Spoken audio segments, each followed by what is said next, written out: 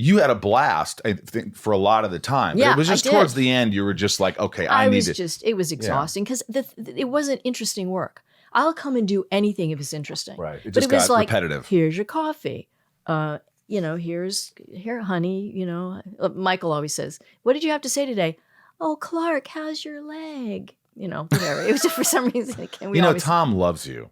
I love Welling Tom. loves you. He adore Tom. He just spent the night for a couple of nights here. We're talking about a new project we're doing.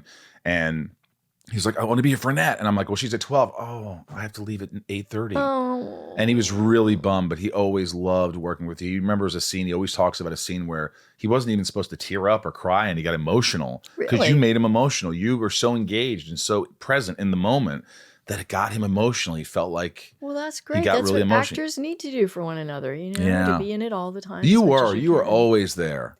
I tried to be. Anyway, I loved working with Glover, and that was so much fun when we were working together. Yeah. And we'd come up on the plane together and go home usually together. And, it was a fun time. Like the first few years were really fun. Did you audition for it? No, I came in, I thought you knew this. No, I didn't know anything. I was doing The Huntress.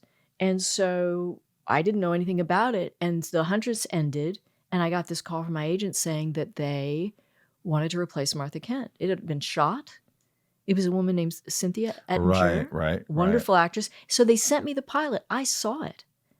And I loved it because I'm the Superman fanatic. Yeah. And I loved it. And then I was like, oh my God, I'm fucked because I love this show and now I have to go to Vancouver but I never expected it to be a hit show like that ever. And when it was like, oh my God, I've got to do this for 6 years. Did people stop you in the streets ever? Yes. And throw their arms around me. What? And say, we love this show so much. It's the only show I can watch with my family. My family, we're in terrible crisis about all this other stuff, but we sit down and watch Smallville together. And that made me so happy. I thought, then that's worth it to me. To be a force for good. Because as an actor, you feel like, oh, I'm just, doing stuff that makes me happy and it's vain and what does it mean to people? And it's like, it means something to people.